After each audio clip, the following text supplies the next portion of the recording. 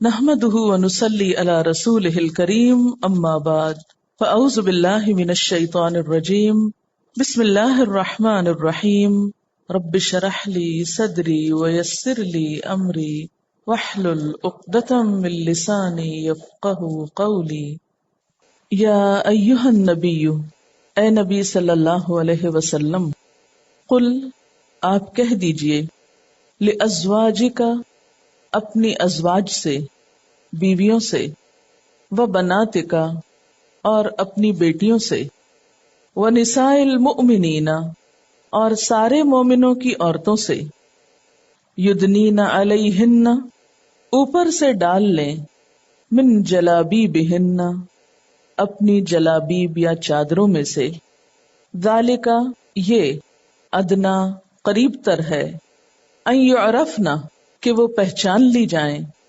فلا یؤذین پھر نہ ستائی جائیں، وکان اللہ غفور الرحیم اور ہے اللہ تعالی غفور الرحیم۔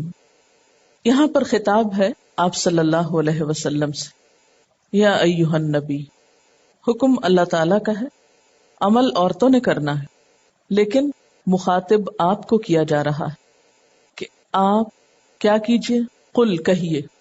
ایسا انداز کیوں اختیار کیا گیا؟ پیچھے ہم دیکھتے ہیں کہ بسا اوقات اللہ تعالیٰ فرماتے ہیں یا ایھا الناس، ڈائریکٹ لوگوں کو خطاب کر رہے ہیں جو ان سے مطلوب ہے اللہ تعالیٰ کو۔ بسا اوقات ہوتا ہے یا ایھا الذین آمنوا، ڈائریکٹ خطاب ہے اہل ایمان سے۔ ازواج مطہرات کو کچھ کہنا مطلوب تھا تو براہ راست خطاب ہے ازواج مطہرات کو، یا نساء النبی۔ لیکن یہاں پر آپ دیکھ رہے ہیں کہ حکم اگرچہ ازواج مطہرات سے متعلق ہے، آپ کی بیٹیوں سے متعلق اور سارے مومنوں کی عورتوں سے متعلق ہے، لیکن مخاطب آپ کو کیا جا رہا ہے۔ کیوں؟ اس حکم کی اہمیت کے پیش نظر۔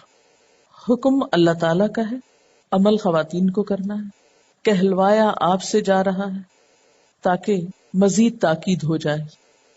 کس کس کے لیے ہے یہ حکم؟ قل لازواجک، کہیے اپنی ازواج سے۔ آپ کی ازواج تمام امت کی مائیں ہیں، ان کے لیے رول ماڈل ہیں، اس لیے ان سے ابتدا کی گئی۔ عمل کی ابتدا اپنے گھر سے۔ وبناتک اور اپنی بیٹیوں سے، بنت کی جمع بنات، مراد اس سے رسول اللہ صلی اللہ علیہ وسلم کی حقیقی بیٹیاں ہیں، یہ ساری امت کی بیٹیاں نہیں۔ وَنِسَاءِ الْمُؤْمِنِينَ اور مومنوں کی عورتوں سے۔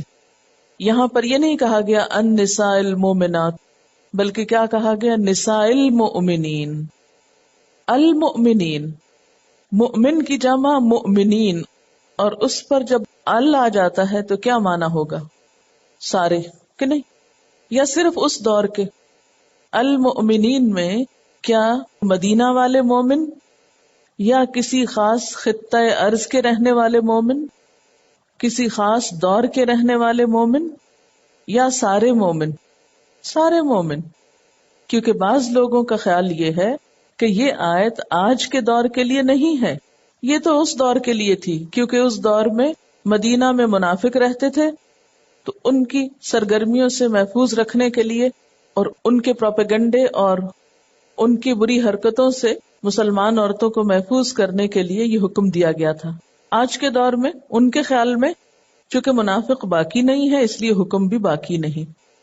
جس دعوے کی ان کے پاس کوئی دلیل نہیں ہے، یعنی جو لوگ یہ دعویٰ کرتے ہیں کہ آج کے دور میں کوئی منافق نہیں رہا، وہ اپنے اس دعوے کے لیے کیا دلیل پیش کریں گے؟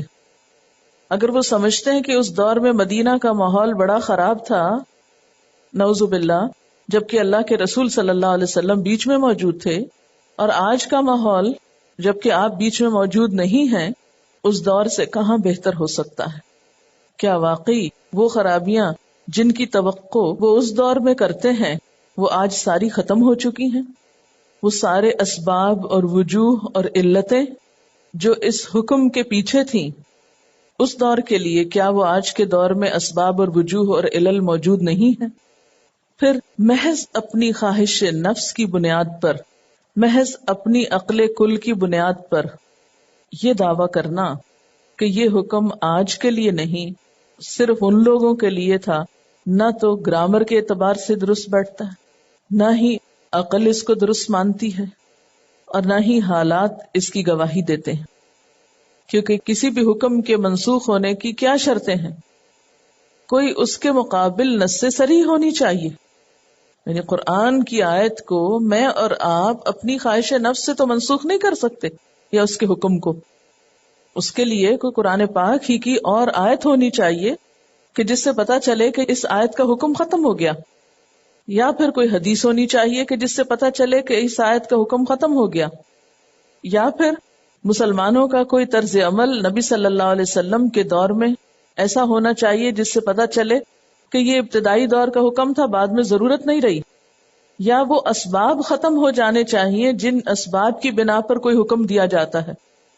جب اسباب بھی وہ ہیں بلکہ اس سے بڑھ کر ہیں، موجود ہیں، تو پھر حکم کہاں سے ختم ہو سکتا؟ ایسا کہہ کر محض لوگوں کو بے وقوف بنایا جاتا ہے، اور لوگ بھی اس لیے بے وقوف بننا چاہتے ہیں کہ وہ بات ان کی بھی خواہش نفس کے مطابق، ان کی بھی مرضی اسی سے پوری ہوتی، کہ ہم کسی کے ذمے الزام دھر کے یا کسی کی رسپانسبلٹی پر خود اللہ کے حکم سے باہر نکل آئیں. ایسے سب لوگوں کو بھی معلوم ہونا چاہیے کہ اسی سورت کی آیت نمبر 66 اور 67 پڑھ لیں، اور وہ کیا ہے؟ یوم تقلب وجوہہم فی النار یقولون یا لیتنا اطعنا اللہ واطعنا الرسول وقالوا ربنا انا اطعنا سادتنا وکبراءنا فاضلونا السبیل ربنا آتہم ضعفین من العذاب والعنہم لعنا کبیرا. جس روز ان کے چہرے آگ پر الٹ پلٹ کیے جائیں گے، اس وقت وہ کہیں گے کہ کاش ہم نے اللہ اور رسول صلی اللہ علیہ وسلم کی اطاعت کی ہوتی. یعنی قرآن کے حکم کو اس طرح مذاق میں نہ ٹالا ہوتا، اللہ کے حکم کو اتنا ہلکا نہ سمجھا ہوتا، کاش ہم مان لیتے. اور کہیں گے اے رب ہمارے، ہم نے اپنے سرداروں اور بڑوں کی اطاعت کی، اپنے لیڈرز کی، ہم تو ان کو فالو کرتے رہے، انہوں نے ہمیں یہ باتیں بتائی تھی. کوئی شخص یہ نہیں کہہ سکے گا قیامت کے دن یا اللہ ہمارے قوم میں کچھ بڑے لیڈر ایسے سمجھدار آئے تھے جن کے پاس بڑی بڑی ڈگریاں تھی، انہوں نے بڑی کتابیں لکھی ہوئی تھی، انہوں نے ہم کو بتایا تھا کہ یہ حکم صرف مدینہ کے لوگوں کے لیے تھا، تو ہم نے ان کی بات مان لی. انا اطعنا سادتنا وکبراءنا. کیونکہ آج ہم سب کی کمزوری کیا ہے، یہ دیکھنے کی زحمت گوارا نہیں کرتے کہ قرآن کیا کہتا ہے. ہمارے لیے یہ بات بڑی خوشنما ہوتی ہے یہ کہہ دینا کہ وہ فلاں پی ایچ ڈی اسکالر، وہ فلاں عالم فاضل شخص یہ فتویٰ دے رہا ہے. ہم تو عام عوام ہیں، ہماری تو عقل کام نہیں کرتی، ہم کو تو قرآن کی ایک سیدھی سادی آیت کا ترجمہ سمجھ میں نہیں آتا، اس لیے ہم نے تو سارا کچھ انہی پہ چھوڑ دیا تھا، وہ جو کہیں گے اسی پر ہم عمل کر لیں گے. ہم تو انہی کا منہ دیکھتے رہے، انہی کی راہ تکتے رہے، انہی کے لاجک سنتے رہے، اس لیے ہم نے اللہ اور رسول صلی اللہ علیہ وسلم کی اطاعت نہ کی.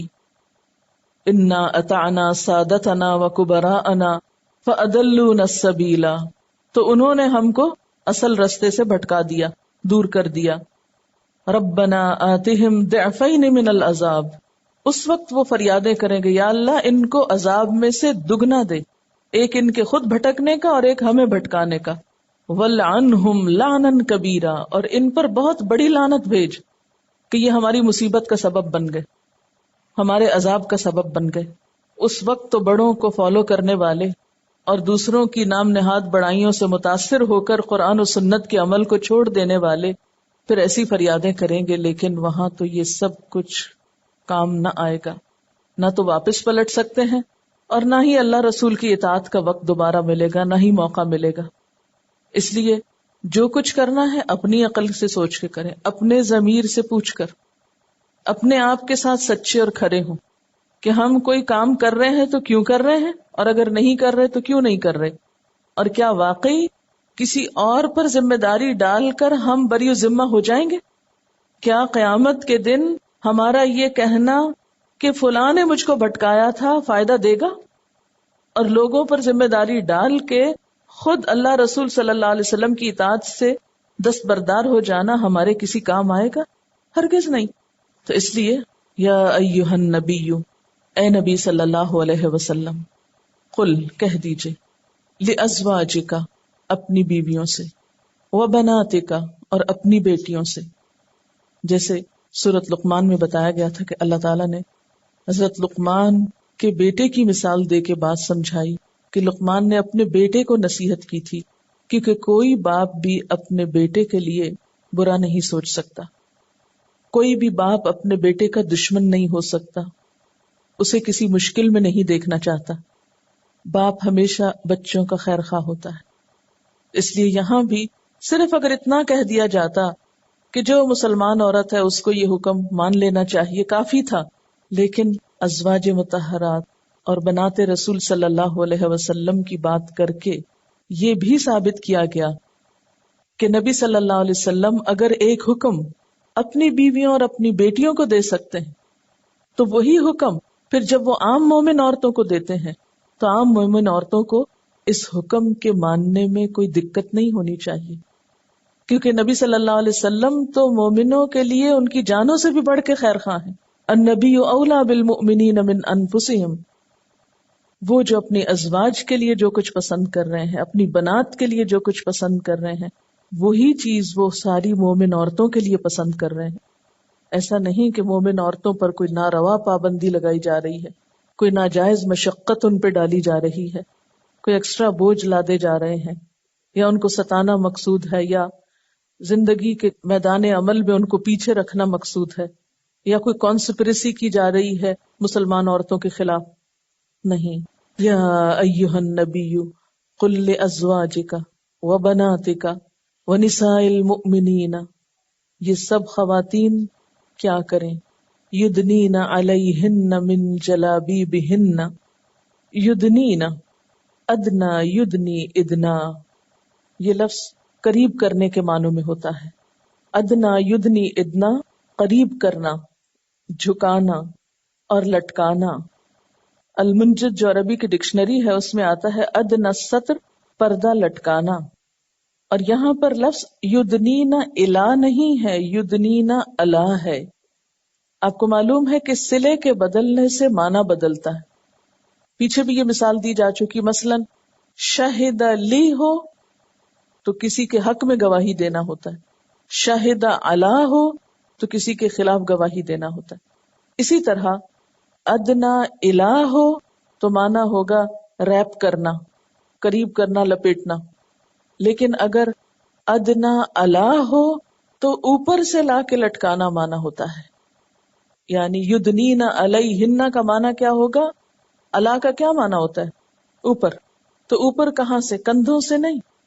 جسم کا سب سے اوپر کا حصہ سر ہے، یعنی چادر اس طرح اوڑھیں کہ سر سے لا کر اس کا بعض حصہ لٹکائیں، یہ معنی ہے. یدنین علیہن کیا؟ من جلابیبہن. من کا کیا مطلب ہے؟ بعض، کچھ حصہ. جلابیب کس کی جمع ہے؟ جلباب کی جمع ہے. جلباب کس کو کہتے ہیں؟ جلباب اس چادر کو کہتے ہیں جو دوپٹے کے اوپر سے اوڑھی جاتی ہے. دوپٹے کے لیے کیا لفظ استعمال ہوتا ہے؟ خمار، جس کا ذکر سورۃ النور میں گزر چکا ہے. اور دوپٹوں کو خاص طور پر سینے پہ ڈالنے کے لیے کہا گیا. وَلْيَضْرِبْنَ بِخُمُرِهِنَّ عَلَى جُيُوبِهِنَّ. اور بیسیکلی وہ گھر کے اندر کا لباس تھا کہ گھر کے اندر جہاں ان کے محرم رشتہ دار بھی ہوں گے اور بعض اوقات نامحرم بھی ہوں گے، تو اس میں خصوصی طور پر سینہ عورت کی زینت کا حصہ ہے، وہ اس کے چھپانے کا خاص اہتمام کریں، اسے نمایاں نہ کریں. لیکن گھر سے باہر جب نکلیں، اور گھر سے باہر نکلنے کے لیے جب وہ بڑی چادر اوڑھیں، یعنی جلباب گھر کے اندر کا ڈریس نہیں ہے، جلباب گھر کے باہر کا ڈریس ہے. اس کے بارے میں حضرت ام سلمہ کہتی ہیں کہ جب یہ آیت نازل ہوئی تو انصاری خواتین گھروں سے نکلتے وقت اس سکون اور اطمینان سے چلتی گویا ان کے سروں پر پرندے بیٹھے ہیں، اور انہوں نے سیاہ رنگ کی چادریں لپیٹ رکھی ہوتی تھی. یعنی جب یہ حکم آیا تو انصار کی خواتین نے کس طرح عمل کیا کہ سیاہ رنگ کی چادریں اوڑی. سیاہ رنگ کیوں استعمال کیا؟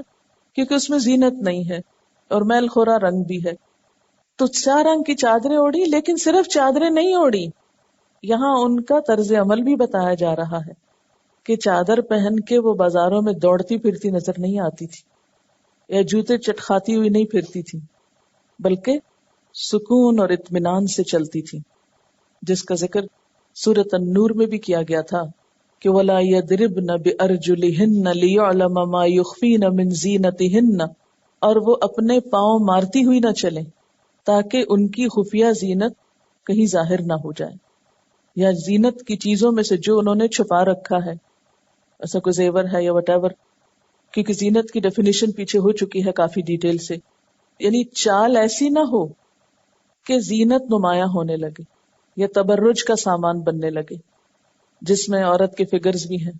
ظاہر ہے اگر عورت اکڑ کر چلے گی، بہت ہاتھ مار کے لیفٹ رائٹ کرتی ہوئی چلے گی، یا پاؤں مار کے چلے گی، یا ادھر ادھر دیکھتی ہوئی، کوئی سکون اطمینان اور وقار نہیں ہوگا اس میں، یا سڑک پہ چلتے ہوئے خوش گپیاں کر رہی ہے، ادھر سے ہنسی مذاق ہو رہا ہے، ہاتھ پہ ہاتھ مارے جا رہے ہیں، اور سڑک پہ کھڑے ہو کے ایک دوسرے سے گلے ملنا شروع ہو گئے ہیں، تو یہ سب چیزیں کس میں آئیں گی؟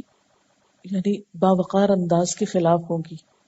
ایک مسلمان عورت کی چال ڈھال، لباس، بازار کے اندر اور گھر میں اور کسی پارٹی میں فرق ہوتا ہے۔ تو جلابیب دراصل جلباب کی جمع ہے، جو ایسی بڑی چادر کو کہتے ہیں جس سے پورا بدن ڈھک جائے۔ اور یہاں پر کیا حکم دیا جا رہا ہے؟ صرف جلباب لپیٹنے کا نہیں، کیونکہ بعض لوگ کیا کرتے ہیں، چادر ضرور لیتے ہیں لیکن سر پہ نہیں ڈالتے، چادر صرف کندھوں تک رکھتے ہیں، اور وہ کندھوں تک اس طرح ہوتی ہے کہ بس صرف اس کو ریپ کیا ہوتا ہے، یعنی اپنے آپ کو ریپ کرتے ہیں۔ یہاں صرف ریپ کرنے کے معنوں میں نہیں ہے، یہاں کیا حکم دیا جا رہا ہے، یعنی عربی کی کوئی ڈکشنری اٹھا لیں، کہیں سے بھی جا کے کھول لیں، کہ یہ لفظ جو ہے یدنینا، یہ ادنا باب افعال سے ہے۔ افعال میں کیا ہوتا ہے؟ سب سے پہلی خصوصیت کیا ہے؟ یہ فعل کو متعدی بنا دیتا ہے، یعنی لٹکنے کی بجائے کیا معنی آئے گا؟ لٹکانا، ٹھیک ہے؟ اور جب لٹکانے کا معنی آئے اور علیہن آئے کہ اپنے اوپر سے، تو اوپر کا آغاز کندھوں سے نہیں ہوتا، اوپر سے مراد سر ہے، کیونکہ کئی لوگ کہتے ہیں نا کہ سر کا لفظ تو قرآن میں لکھا ہی نہیں کہ سر ڈھانپو، تو جب سر کا لفظ نہیں تو یہ یدنینا علیہن کا معنی کہاں سے نکلے گا پھر؟ ادنا علا کا معنی کندھوں سے نہیں میں نکلے گا، کندھوں پہ ڈالنے سے تو یدنینا الیہن ہو جاتا ہے معنی، جس کا معنی ہے ریپ کرنا۔ الا اور علا میں فرق ہے نا، یعنی اگر آپ چادر اس طرح پہن رہے ہیں کہ کندھوں سے شروع کیا آپ نے، اور کندھوں سے لے کر آپ نے اس کو رائٹ سے لیفٹ کیا یا لیفٹ سے رائٹ کیا، تو یہ لٹکانا تو نہیں ہوا نا، کیا ہوا؟ ریپ کرنا ہوا۔ اور یہ اس وقت معنی نکلتا ہے جب یدنینا کے بعد الا کا لفظ آئے، لیکن جب یدنینا علیہن تو چادر کو آپ کو تھوڑا اور اوپر لانا پڑے گا، یعنی سر تک، اور سر پہ لا کر اس کا کچھ حصہ لٹکانا پڑے گا، جسے آپ گھنگٹ کہیں، نقاب کہیں، کچھ بھی کہیں۔ یہ مختلف طریقوں کے جو لباس ہیں ان میں مختلف انداز سے اس کو پھر انٹرپریٹ کیا گیا ہے۔ نبی صلی اللہ علیہ وسلم کے زمانے میں خواتین کیا کرتی تھی کہ ایک ہی بڑی چادر کو سر سے پاؤں تک لپیٹتی تھی، کیونکہ عموماً لباس جو تھے وہ سادہ تھے۔ آپ کو معلوم ہے مسلمانوں کی مدنی زندگی میں معاشی حالت کیا تھی، سب جانتے ہیں نا، معاشی طور پر مسلمان بے حد کمزور تھے۔ حضرت عائشہ رضی اللہ تعالی عنہا نے اپنی شادی کے دن دھلے ہوئے کپڑے پہنے تھے، یعنی ان کے پاس اگر شادی کے دن نئے کپڑے پہننے کو نہیں تھے تو عام حالات میں کتنے کتنے سوٹ ہوں گے ان کے پاس، اور کتنے کتنے لاکھ کے، اور کیسی کیسی کڑھائیوں والے۔ ایسی تو کسی چیز کا تصور بھی نہیں کیا جا سکتا، سوچا بھی نہیں جا سکتا تھا۔ بہت ہی سمپل ڈریسز ہوتے تھے کیونکہ افورڈ بھی نہیں کر سکتے تھے، تو وہ جو سمپل ڈریسز ہوتے تھے اس کے اوپر ایک سنگل چادر، اس کو لپیٹ کے، اس کا گھونگھٹ کھینچ کے اپنے کام کو نکل جانا کافی تھا۔ لیکن بعد کے ادوار میں جب خوشحالی آئی اور مسلمان خواتین کے پاس لباس کی اور زینت کے سامان کی کثرت ہو گئی، تو پھر وہ ایک چادر سنبھالنے میں بڑی دقت ہوتی تھی، کیونکہ ایک چادر کو اگر آپ لے کے چل رہے ہیں اور ہوا سے چادر اگر اڑتی ہے تو سمپل ڈریس میں تو اگر کچھ کھل بھی جائے تو اندر بھی ایک سمپل ڈریس ہے، زینت کی نمائش تو نہیں ہے نا۔ کیونکہ قرآن میں پھر حکم زینت چھپانا ہے، اور جلباب کا مقصد بھی زینت چھپانا ہے۔ اب اگر وہ چادر کھل جاتی ہے اور اندر آپ زینت سے لدے ہوئے ہیں تو مشکل پیش آ گئی۔ تو اس کا حل کیا نکالا گیا کہ اس چادر کو سی لیا جائے۔ وہ چادر جب سی گئی تو برقع کہلائی۔ پھر اس میں جدتیں اور نئی نئی کریٹیوٹی آئی، اور طرح طرح کے اس میں ڈیزائن بنے، اور بنتے بنتے کبھی وہ قمیض کی طرح سکڑ گئے، کبھی وہ قمیض اور اس میں کوئی فرق نظر نہ آیا، کبھی وہ چادر کی بجائے کوٹ لگنے لگا۔ یعنی اس کا حلیہ کچھ سے کچھ بنتا گیا، اور جو اصل مقصد تھا جلباب کے اوڑھنے کا کہ وہ جسم کے فگرز کو بھی چھپائے، وہ زیور کو بھی اندر کے چھپائے، وہ اندر کے جو خوبصورت لباس ہیں ان کو بھی چھپائے، وہ مقصد فوت ہو گیا۔ کیونکہ بعض لوگ کہتے ہیں نا کہ اسلام میں کوئی برقع نہیں اور کہیں نہیں برقع پہننے کا لکھا، وہ بالکل درست کہتے ہیں، کہیں نہیں لکھا ہوا برقع پہنو، لکھا یہی ہے کہ چادر بڑی اوڑھو جو سر سے پاؤں تک کو ڈھانپ لے۔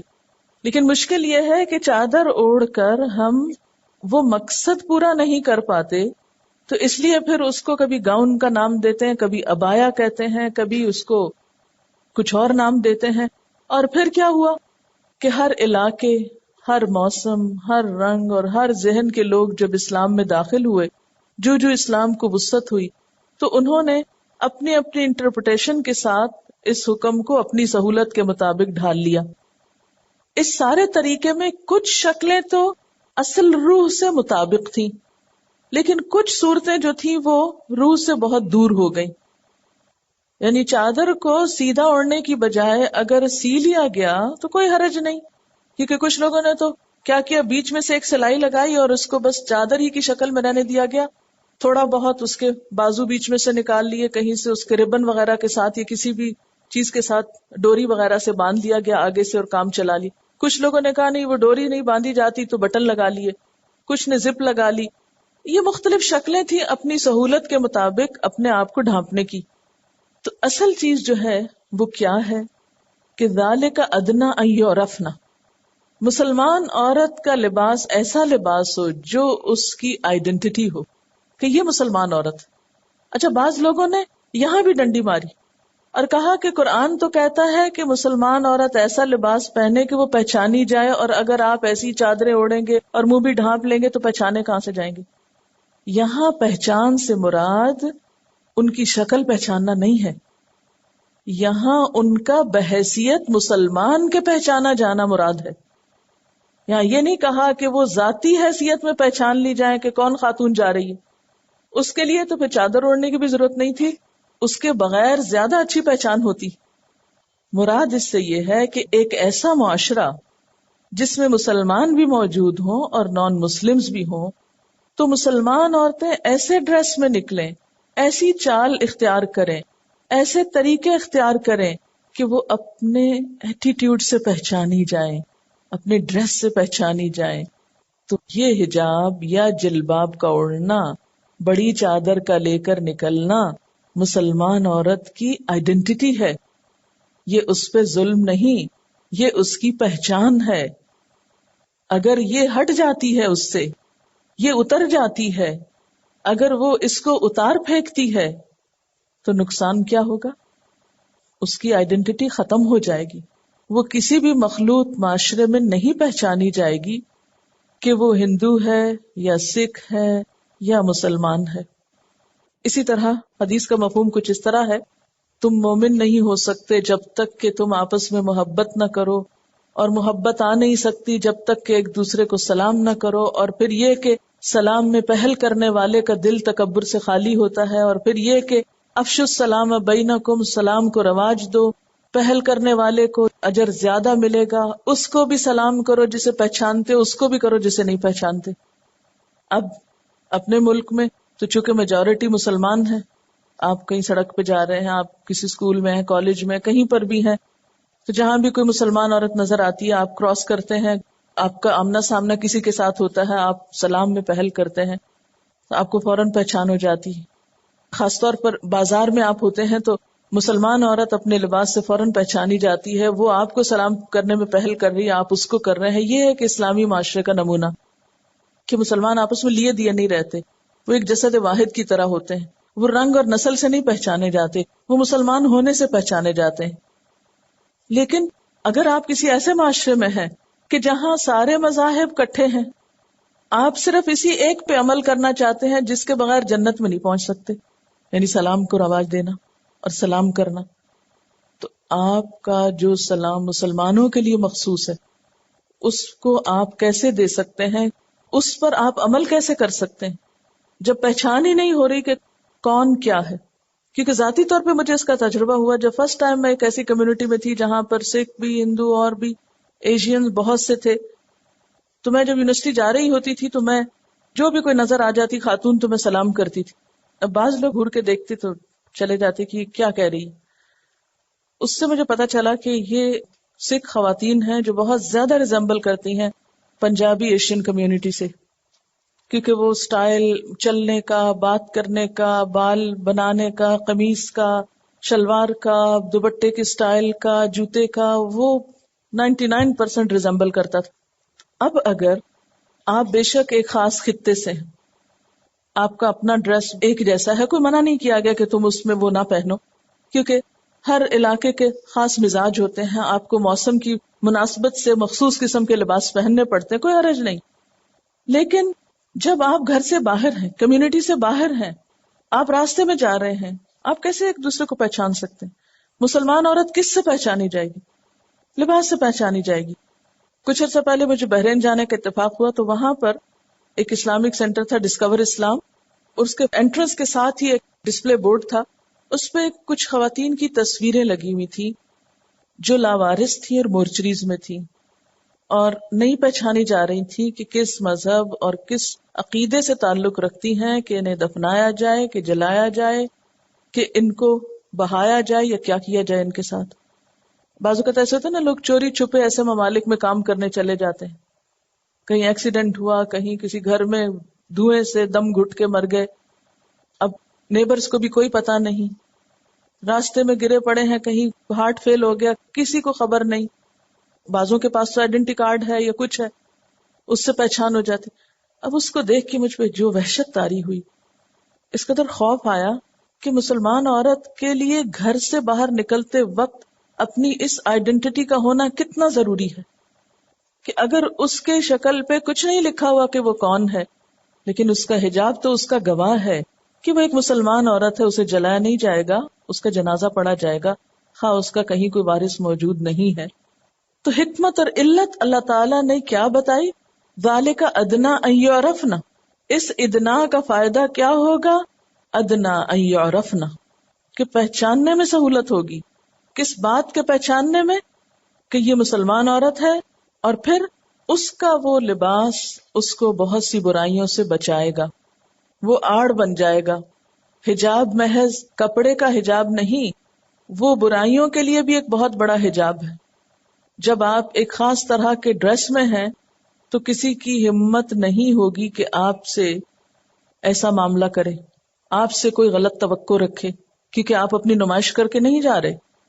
تو نتیجہ کیا ہوگا؟ فلا یؤذین، وہ اذیت نہ دی جائیں گی. لیکن اگر اس کے برعکس آپ نے جلباب نہیں اوڑی، آپ نے ایسا ڈریس پہنا کہ آپ کے فگرز نمایاں ہو رہے ہیں، آپ کے کپڑوں کا حسن نمایاں ہو رہا ہے، آپ کے چہرے کا حسن نمایاں ہو رہا ہے، آپ کو دیکھ کر غیر مردوں کو برے خیالات آ رہے ہیں، کیونکہ بعض لوگ یہ کہتے ہیں نا کہ ہمارے تو دل بہت پاک ہے، ہم کسی بری نیت سے تبرج نہیں کرتے یا اپنی زینت کا اظہار نہیں کرتے، بس ہمیں شوق ہے، اچھا پہننے اوڑھنے کا شوق ہے، اس لیے کرتے ہیں. یہ جو تم دیندار لوگ ہو بڑے ہی تنگ ذہنیت کے ہو، تمہیں تو اس کے سوا کچھ سوچتا ہی نہیں کہ لوگوں کی نیتوں پہ شک کرو. یہ نیت کی شک کی بات نہیں ہے. اللہ تعالیٰ نے مرد اور عورت کے بیچ میں ایک فطری کشش رکھ دی ہے، دونوں ایک دوسرے کی طرف اٹریکٹ ہوتے ہیں، اس سے کوئی انکار نہیں کر سکتا، کیونکہ یہ اٹریکشن اللہ تعالیٰ نے خود رکھی ہے، اور یہ معاملہ چند مخصوص لوگوں کے ساتھ نہیں ہے، یہ سب کے اندر ہے.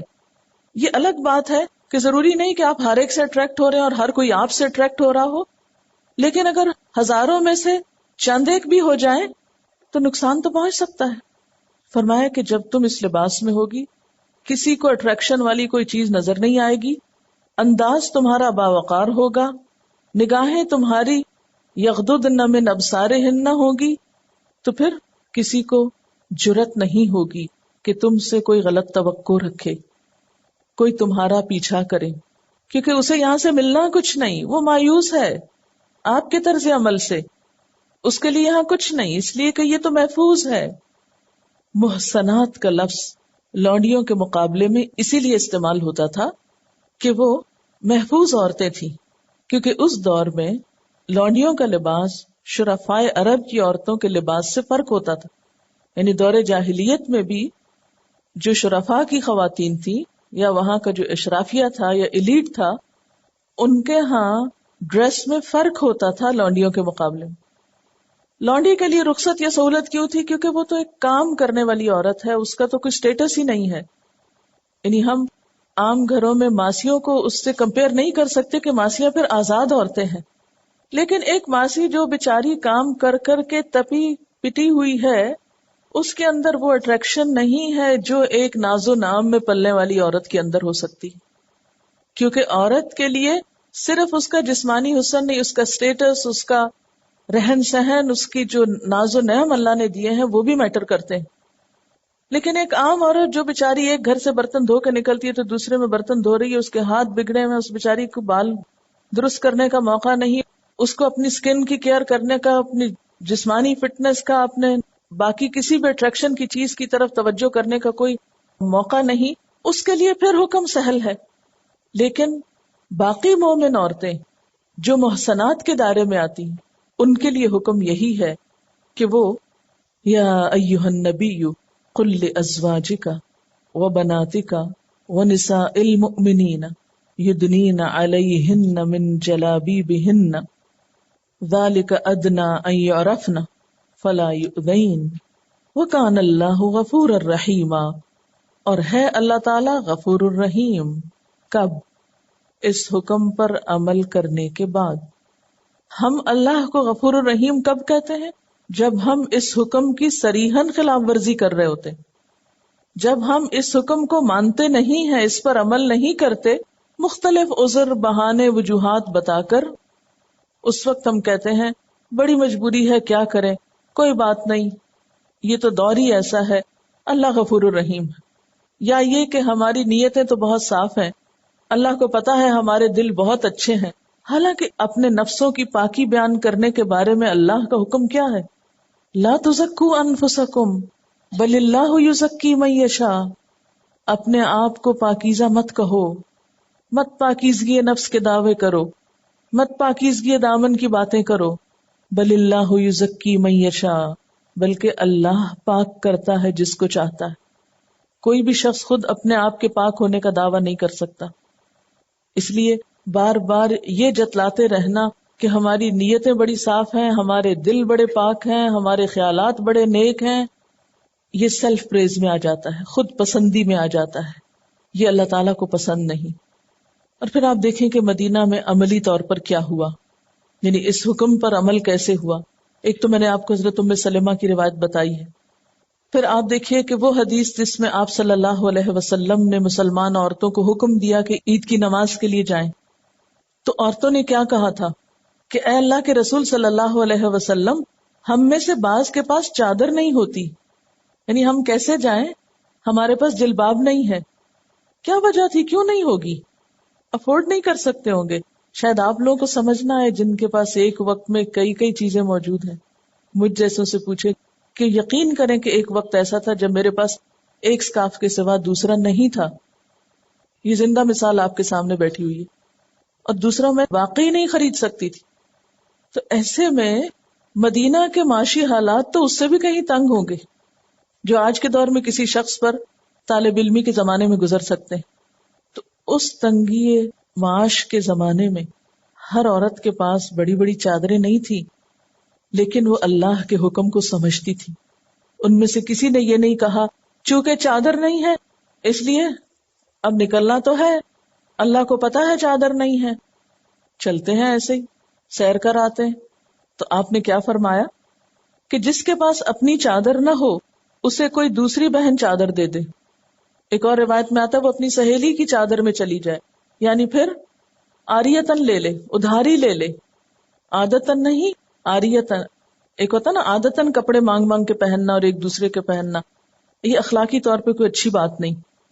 کچھ لوگوں کی عادت ہوتی ہے، اب یہ پتہ نہیں اس میں حقیقت کتنی ہے، لیکن مجھے جیسے کنوے کیا گیا کہ بعض لوگ کہیں سے کسی بوتیک سے کپڑے لے آتے ہیں، پھر کسی فنکشن میں پہنتے ہیں، پھر واپس جا کے کہتے ہیں یہ صحیح پورے نہیں ہے. معلوم نہیں یہ سچ ہے یا نہیں، لیکن بہرحال کسی نے بتایا کہ زیور کے ساتھ ایسا ہی کوئی کرتے ہیں کہ جاننے والے ہیں جیولر ان کے، تو ایک دفعہ وہ کوئی بیچ میں سیٹ لے بھی لیا، لیکن ایک دفعہ لے کے وہ کہا نہیں یہ تو یہاں سے ٹھیک نہیں وہاں نہیں، اور کسی ایک فنکشن میں پہن کے پھر لوٹا دیا. تو کچھ لوگ تو ہیبیچول ہوتے ہیں کہ ان کو کپڑوں کی نمائش کرنی ہوتی ہے. مثلاً ایک گھر میں اگر 2-3 بہنیں ہیں تو بدل بدل کے وہ اس کے پہن رہا، وہ اس کے پہن رہا، اس کے پہن رہا. مقصد کیا ہے؟ صرف نمائش، کہ ہم یہ ظاہر کر سکیں کہ ہمارے پاس بہت کپڑے. تو بہرحال یہ تو ایک اور موضوع تھا، موضوع سے ہٹنا نہیں چاہیے. لیکن آپ صلی اللہ علیہ وسلم نے حل کیا بتایا کہ اس کو اس کی بہن چادر دے دے. یہ نہیں کہا اچھا مجبوری ہے ایسے ہی چلی جاؤ، گھر کے کپڑوں میں ہی چلی جاؤ. نہیں، جو حکم ہے وہ حکم ہے. پھر کسی نے کہا ہمیں نماز نہیں پڑھنی ہو تو کیا کریں؟ تو آپ نے کہا جا کے دعا میں شریک ہو جاؤ. تو اس سے یہ بھی پتا چلتا ہے کہ مسلمان عورت کو چادر پہنانے کا مطلب یہ نہیں ہے کہ وہ موبائل نہ رہے یا ضرورتاً گھر سے نہ نکلے یا اس کو گھر میں قید کر دیا جائے یا بند کر دیا جائے. نہیں، نکل سکتی ہے لیکن شرط کے ساتھ، اللہ کی حدود کو پورا کرتے ہوئے.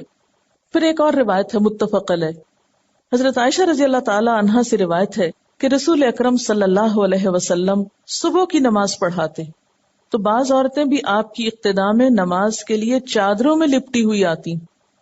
نماز کے بعد وہ اپنے گھروں کو لوٹتی تو اندھیرے کے سبب انہیں کوئی پہچان نہ سکتا تھا.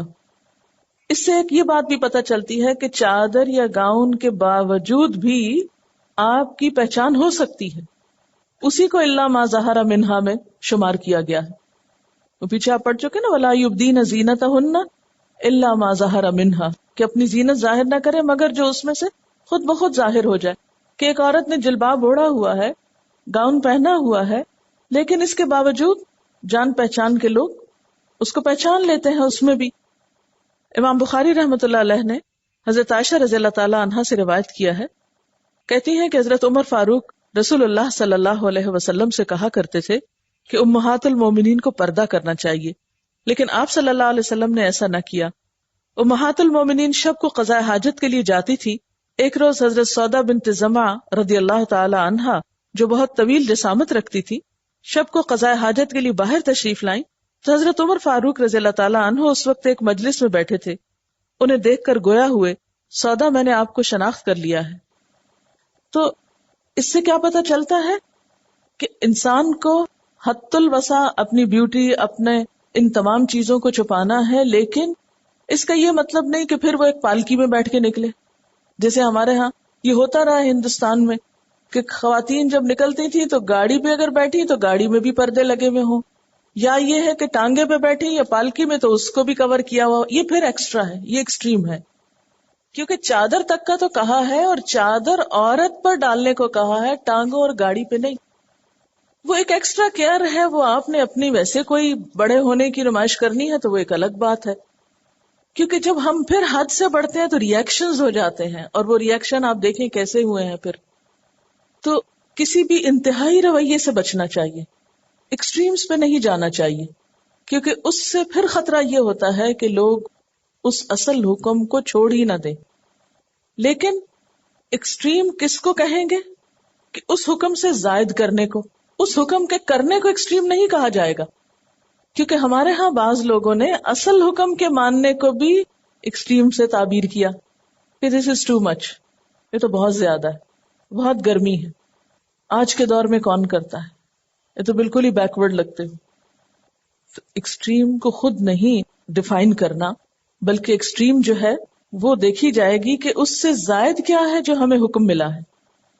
پھر اسی طرح آپ صلی اللہ علیہ وسلم نے فرمایا، اگر کسی عورت کے مکاتب غلام کے پاس اس قدر مال ہو جس سے وہ معاہدہ میں طے شدہ رقم ادا کر سکتا ہو تو اس عورت کو چاہیے کہ وہ اپنے اس غلام سے پردہ کرے. فَلْتَحْتَجِبْ، یہاں بھی حجاب کا لفظ آتا ہے بیسیکلی حدیث میں، جس کو کوٹ کرنا مقصود تھا. آپ کو معلوم ہے کہ عورت کو اپنے غلام سے پردہ نہیں کرنا ہوتا، جس کا ذکر سورت النور کی آیت میں بھی گزرا، او ما ملکت ایمانہن. تو اس میں وہ حدیث یاد ہے آپ کو کہ جب آپ صلی اللہ علیہ وسلم حضرت فاطمہ رضی اللہ تعالی عنہا کے پاس تشریف لے گئے تھے تو ان کے کپڑے چھوٹے تھے کہ وہ سر ڈھانپتی تو پاؤں کھل جاتے، پاؤں ڈھانپتی سر کھل جاتا ہے. تو آپ نے فرمایا کہ اس وقت یہاں تمہارے والد اور غلام کے سوا اور کوئی نہیں، اس لیے تم ریلیکس ہو جاؤ. حدیث کا مفہوم کچھ اس طرح ہے.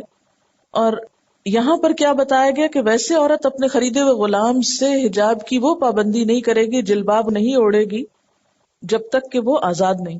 ہاں اگر وہ اسے آزاد کرتی ہے یا اس کے پاس اتنے پیسے ہو گئے ہیں کہ جس سے وہ آزادی خرید سکتا ہے، تو اس صورت میں اس سے پہلے کہ وہ آزاد ہو وہ پردہ شروع کر دے اس سے. حضرت عائشہ رضی اللہ تعالی عنہا فرماتی ہیں کہ جب ہم آپ کی معیت میں احرام باندھے ہوئے تھی تو اونٹ سوار قافلے ہمارے پاس سے گزرتے تھے. وہ جس وقت سامنے ہوتے ہم اپنے سروں کے اوپر سے چادر چہرے تک لٹکا لیتی، اور جب وہ گزر جاتے تو ہم پھر سے چادر کو چہرے پر سے ہٹا لیتی. تو اس سے کیا پتہ چلتا ہے کہ یہ جو فرمایا کہ یدنین علیہن من جلابیبہن، تو من جلابیب، من کا کیا مطلب ہوتا ہے؟ باز، یعنی بڑی چادر کا بعض حصہ مزید لٹکا لیں. تو حضرت عائشہ فرماتی ہیں کہ جب یعنی اس زمانے میں لوگ اونٹ پہ سواری کرتے تھے تو وہ اونٹ پہ بیٹھی ہوئی تھی، جب ان کے پاس سے اور مرد حضرات اونٹوں پر گزرتے تو وہ آمنے سامنے ہو جاتے، بالکل ایسے جیسے ہم گاڑی پہ بیٹھے ہوتے ہیں. اگر گاڑی سیدھی سڑک پہ چل رہی ہے تو گاڑی کے اندر بیٹھے ہوئے عموماً ایک دوسرے کو لوگ نظر نہیں آتے، لیکن اگر کسی اشارے پہ رکے تو پھر کیا ہوتا ہے، شیشوں میں سے ایک دوسرے کو عموماً لوگ دیکھنا شروع کر دیتے ہیں. تو ایسی صورت میں خصوصی احتیاط چاہیے. تو حضرت عائشہ بھی ایسے ہی واقعے کا ذکر فرماتی ہیں کہ جب قافلے ہمارے پاس سے گزرتے تو ہم سروں کے اوپر سے چادر چہرے تک لٹکا لیتی، جب وہ گزر جاتے تو پھر ہم اپنا چہرہ کھول دیتی تھی. ایک دن آپ صلی اللہ علیہ وسلم مسجد سے باہر تشریف لائے تو عورتوں کو مردوں کے راستے میں چلتے ہوئے دیکھا. تو آپ صلی اللہ علیہ وسلم نے فرمایا، ایک طرف ہٹ جاؤ، راستے کے درمیان چلنا تمہارا حق نہیں، ایک طرف ہو کر چلا کرو. یعنی بیچ میں مردوں کے مکس ہو کے نہ چلو کہ کسی کی کونی پڑے، کسی کا کندھا لگے، کہیں دھکا پڑے، اس چیز سے بھی اوائڈ کرو. یعنی محض جلباب اوڑھ لینا کافی نہیں، سڑک پر چلتے ہوئے اپنے آپ کو بچا کے چلنا بھی بے حد ضروری ہے. اچھا، اب وہ دونوں طرف ہی یا تو شاپ کیپرز ہیں یا پھر ان کے گاہک کھڑے ہوتے ہیں. اب اس صورت میں تو پھر صرف درمیان ہی سیف ہے، کیونکہ آپ دونوں طرف سے بچ کے بیچ میں چل سکتے ہیں. اب ایسا موقع جب آ جائے کہ جب بیچ میں چلنا زیادہ محفوظ ہو تو وہ زیادہ پھر بہتر ہے. اس میں آپ صلی اللہ علیہ وسلم کے حکم کی خلاف ورزی مطلوب نہیں ہے. کیا مطلوب ہے؟ وہ روح کہ آپ کیوں فرما رہے ہیں یہ بات کہ مردوں کے بیچ بیچ میں نہ چلو. اس سے کیا پتہ چلتا ہے؟ مثلاً آپ حج عمرے پر گئے تو وہاں بھی کوشش کیا کرنی چاہیے کہ مردوں کے ہجوم میں نہ جا گھسیں. اب کوشش کریں کہ ذرا سمٹ کے الگ الگ رہ کے چلے، کہ جب بہت رش ہو جاتا ہے پھر بالکل ناممکن ہوتا ہے. مگر عمرے وغیرہ پہ عموماً جب اتنا رش نہیں ہوتا تو آپ اپنے آپ کو اس بھیڑ میں بھی بچانے کی کوشش کریں. یعنی دنیا کا وہ واحد مقام ایسا ہے کہ جہاں پر مرد اور عورت ایک ساتھ چل رہے ہوتے ہیں، لیکن بعض اوقات وہ طواف میں بھی کھڑے ہو کر مطوف جو ہوتے ہیں وہ الگ کراتے رہتے ہیں کہ خواتین ایک طرف کو ہو جائیں. تو اس میں بعض خواتین بہت مائنڈ کرتی ہیں. تو اس میں یہ ہے کہ اگر آپ دیکھیں کہ رش کم ہے تو بچ بچا کے جا کے ہاتھ لگا لیں، حجر اسود کو آپ بوسہ دے لیں. لیکن اگر آپ دیکھتے ہیں کہ وہاں جا کے دوپٹہ بھی اتر جائے گا اور بال بھی کھچ جائیں گے اور بالکل ہی مردوں کے بیچ میں سینڈوچ بن جائیں گے، تو ایسی صورت میں بہتر ہے کہ پھر اوائڈ کریں. کیونکہ حجاب محض کپڑا اوڑھنے کا نام نہیں ہے. کپڑا تو ایک پہچان ہے، وہ جسم کو محفوظ کر رہا ہے، لیکن جو ادب آداب ہیں اس کو پہن کر پھر اس کپڑے کی عزت کروانے کے. کیونکہ جب ہم اسے پہن کے ہوچی حرکتیں کرتے ہیں تو وہ کپڑا بھی بے عزت ہوتا ہے. یعنی وہ جلباب کی بھی بے عزتی ہوتی ہے کہ جب ہم اس حکم کی خلاف ورزی کرتے ہیں. ابھی تو یہ احادیث میں نے آپ کو سنائی، ایک آدھ قول بھی میں سنا دیتی ہوں آپ کو. عبیدہ السلمانی جو حضرت علی رضی اللہ تعالی عنہ کے شاگرد ہیں، ان کا بیان ہے کہ مسلمان عورتیں سروں کے اوپر سے چادریں اس طرح اوڑھا کرتی تھیں کہ آنکھوں کے سوا کچھ ظاہر نہ ہوتا تھا، اور وہ بھی اس لیے کہ راستہ دیکھ سکیں. یعنی اپنے آپ کو اس طرح لپیٹ کے چلتی تھی. اب بعض لوگ کہتے ہیں کہ یہ حکم جو ہے وہ ازواج مطہرات کے لیے ہے چہرہ لپیٹنے کا، یا یہ ہے کہ یہ ساری سختی جس کو نام نہاد سختی بولا جاتا ہے، حالانکہ اس کے بغیر بعضوں کا جو سختیاں پڑتی ہیں انسان پہ وہ کہیں زیادہ بھاری ہوتی ہیں، لیکن ان کو ہم بھول جاتے ہیں اور اس حکم کے عمل کرنے کو سختی سے تعبیر کرتے ہیں. تو اس میں بعض اوقات یہ کہا جاتا ہے کہ یہ ازواج مطہرات کے لیے، اور بعض ائمہ کی رائے دی جاتی ہے کہ امام ابو حنیفہ کے نزدیک چہرے کا پردہ نہیں ہے. ایک بات یاد رکھیے کہ جتنے بھی ائمہ کرام ہیں وہ سارے کے سارے اس بات پر ضرور متفق ہیں کہ جہاں فتنے کا ڈر ہو وہاں چہرہ ڈھانپنا لازم ہے، اور جہاں فتنہ نہ ہو، تو جیسے حضرت عائشہ کی روایت ہے کہ ہم کھول لیتے تھے، پھر کوئی آ جاتا تھا تو ہم ڈھانک لیتے تھے، کہ مثلاً آپ اگر گاڑی میں بیٹھے ہوئے ہیں تو رخصت اور ہوگی، اگر آپ سڑک پہ چل رہے ہیں بھیڑ میں سے نکل رہے ہیں تو معاملہ اور ہوگا. تو ٹائم ٹو ٹائم اس میں کمی بیشی تھوڑی بہت ہو سکتی ہے، لیکن یہ نہیں کہ کسی امام نے واضح یہ کہا ہو کہ نہیں ہے ہی نہیں، یہ نہیں کہا گیا. یعنی جتنے بھی یہ جو 4 ائمہ ہیں ان میں سے اگر امام ابو حنیفہ نے یہ کہا ہے تو انہوں نے بھی یہ کہا ہے کہ جہاں فتنہ نہ ہو، جہاں خرابی کا اندیشہ نہ ہو، جہاں عورت اپنے آپ کو محفوظ سمجھے، لیکن جہاں فتنہ ہو اور جہاں مشکلات ہوں وہاں پر کسی نے بھی یہ نہیں کہا کہ وہ اپنے آپ کو کھولے. اچھا بعض کہتے نہیں وہ دور تھا اس میں مسلمان عورتوں کو یہ سارے احکامات دیے گئے، آج نہیں. لیکن آپ کو معلوم ہے کہ قرآن پاک میں واضح طور پر ہمیں ان خواتین کی پیروی کا حکم بھی ہے. مثلا قرآن پاک میں اللہ تعالیٰ فرماتے ہیں، سورۃ التوبہ کی آیت نمبر 100 ہے، وَالسَّابِقُونَ الْأَوَّلُونَ مِنَ الْمُهَاجِرِينَ وَالْأَنصَارِ وَالَّذِينَ اتَّبَعُوهُمْ بِإِحْسَانٍ رَضِيَ اللَّهُ عَنْهُمْ وَرَضُوا عَنْهُ وَأَعَدَّ لَهُمْ جَنَّاتٍ تَجْرِي مِنْ تَحْتِهَا الْأَنْهَارُ خَالِدِينَ فِيهَا أَبَدًا ذَلِكَ الْفَوْزُ الْعَظِيمُ. جن لوگوں نے سبقت کی یعنی سب سے پہلے ایمان لائے، مہاجرین میں سے بھی اور انصار میں سے بھی، اور جنہوں نے نیکی اور اخلاص کے ساتھ ان کی پیروی کی، اللہ تعالیٰ ان سے خوش ہے اور وہ اللہ تعالیٰ پر خوش ہیں، اور اس نے ان کے لیے باغات تیار کیے ہیں جن کے نیچے نہریں بہ رہی ہیں، وہ ہمیشہ ان میں رہیں گے. یہ بڑی کامیابی ہے. اب یہاں پر جو کہا جا رہا ہے، جو اصل حکم ہے اور جس مقصد کے لیے آیت پڑھی گئی ہے کہ وہ تو انصار و مہاجرین ہیں، لیکن اس کے ساتھ ساتھ اور کن کے لیے اللہ نے جنت کا وعدہ کیا ہے؟ الذین اتبعوہم بإحسان، جنہوں نے احسان کے ساتھ، عمدگی کے ساتھ ان کی پیروی کی ہے، یعنی جو ان کے فالوورز ہیں، ان کے پیروکار ہیں. کیوں؟ فَإِنْ آمَنُوا بِمِثْلِ مَا آمَنْتُمْ بِهِ فَقَدْ اهْتَدَوْا إِذَا قِيلَ لَهُمْ آمِنُوا كَمَا آمَنَ النَّاسُ قَالُوا أَنُؤْمِنُ كَمَا آمَنَ السُّفَهَاءُ أَلَا إِنَّهُمْ هُمُ السُّفَهَاءُ وَلَكِنْ لَا يَعْلَمُونَ.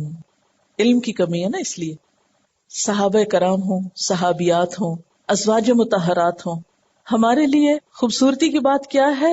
ان کی پیروی کو اپنے لیے باعث فخر سمجھنا، اور انہیں چھوڑ کر دین سے دور اللہ کے نافرمان اور غیروں کی تہذیب کے دلدادہ لوگوں کی پیروی کرنا، ان کو اپنا آئیڈیل بنانا، ان کو فالو کرنا، یہ ہمارے کس فائدے میں؟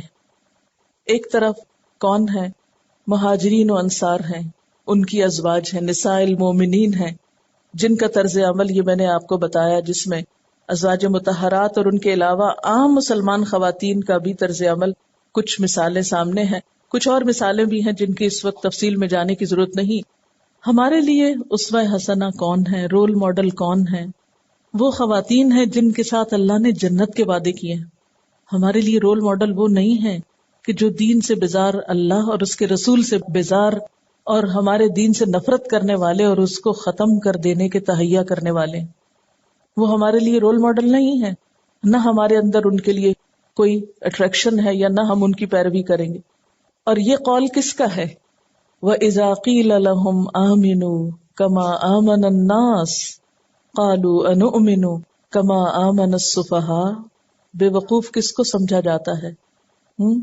مخلص اہل ایمان منافقین کی نظر میں کیا تھے؟ سفہاء، بے وقوف تھے، کہ جو اللہ اور اس کے رسول صلی اللہ علیہ وسلم کا حکم ماننے کو کیا سمجھتے تھے؟ دنیا کا نقصان. وہ کہتے تھے پاگل ہو، ان باتوں پہ عمل کر کے تو ساری دنیا ہاتھ سے جائے گی. ٹھیک ہے سنبھالو دنیا، پھر آخرت میں دیکھ لینا.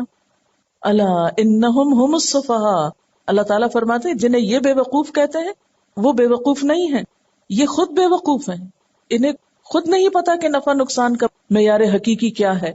وَلَٰكِن لَا يَعْلَمُونَ، لیکن یہ لوگ علم نہیں رکھتے، حقیقت کو نہیں جانتے کہ اللہ کے حکم پر عمل کرنا بے وقوفی ہے یا اس کا انکار کرنا بے وقوفی ہے. اللہ کو راضی کرنے والا بے وقوف ہے یا اللہ کو اذیت دینے والا اور ناراض کرنے والا.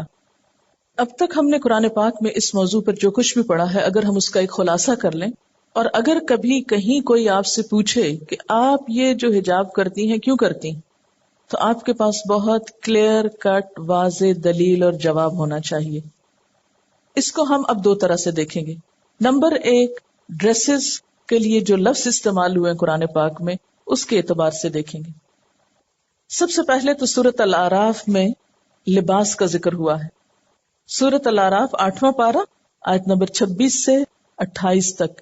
یا بنی آدم، اے بنی آدم، قد انزلنا علیکم لباسا یواری سوآتکم وریشا ولباس التقوی ذالک خیر ذالک من آیات اللہ لعلہم یذکرون.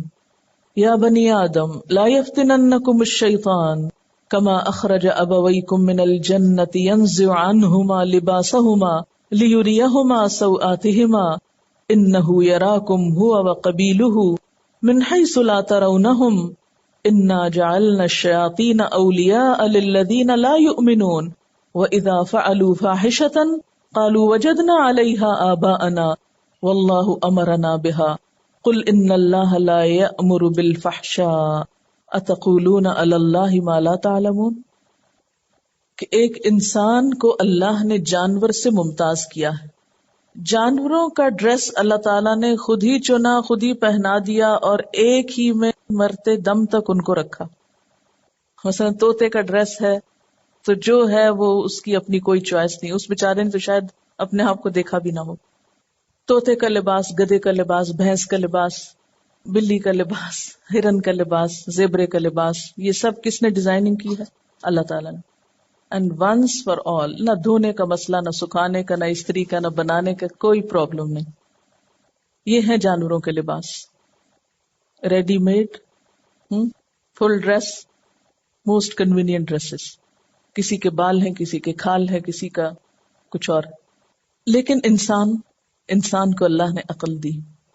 ان آیات سے پچھلی آیات میں انسان کے زمین پر آنے کا واقعہ بیان ہوا. جب انسان کو فوقیت ملی ساری مخلوق پر تو شیطان جل گیا کہ میں کیسے سجدہ کروں، انا خیر منہ. انسان کا دشمن ہو گیا، اور اس نے سب سے بڑی دشمنی کیا کی کہ انسان کا لباس اتروائے. اللہ تعالیٰ نے انسان کو خبردار کیا، یا بنی آدم، اے آدم کی اولاد، قد انزلنا علیکم لباسا، ہم نے یہ لباس تم پر اتارا ہے. یعنی لباس پہننے کا جذبہ اور ضرورت ہم نے تمہارے دلوں میں اتاری ہے. کیوں اتارا ہے لباس؟ کیوں ہم نے لازم کیا کہ لباس میں رہو، بے لباس نہ ہو؟ یواری سوآتکم، جو تمہاری شرم گاہوں کو ڈھانپتا ہے، قابل شرم حصوں کو. وریشا، اور زینت بھی ہے. ریش پرندے کے پر کو کہتے ہیں جو اس کے لیے باعث زینت ہے، تو انسان کے لیے اس کا ڈریس اپ ہونا باعث زینت ہے. اور یہ لباس کون سا ہے؟ گھر کے اندر کا، مرد کا اپنے انداز میں اور عورت کا اپنے انداز میں، ہر علاقے کی ضروریات اور طریقوں کے مطابق. اس میں آپ جو چاہیں کریٹیوٹی لائیں، خوبصورت بنائیں، اس میں آپ کو حدود بتا دی گئی اور آزادی دی گئی. لیکن یہ لباس گھر کے اندر تو پہنیں گے، گھر کے باہر کا نہیں ہے. اس لباس کے بارے میں بھی فرمایا وہ لباس التقوی. دیکھو لباس فخر کا ذریعہ نہ ہو، لباس سے بھی تقوی جھلکتا ہو. ذالک خیر، یہ زیادہ بہتر ہے. یعنی نمود و نمائش کا نہ ہو، فخر و غرور کا نمائندہ نہ ہو. ذالک من آیات اللہ، یہ لباس اللہ کی نشانیوں میں سے بھی ہے. لعلہم یذکرون، شاید کہ وہ نصیحت پکڑے. یا بنی آدم، اے آدم کے بچوں، لا یفتننکم الشیطان، شیطان تم کو فتنے میں نہ ڈالے. کس طرح؟ کما اخرج ابویکم من الجنہ، جس طرح اس نے تمہارے والدین کو جنت سے نکلوا دیا تھا. اور کس طرح نکلوایا تھا؟ ینزع عنہما لباسہما، ان کے لباس اتروا دیے تھے.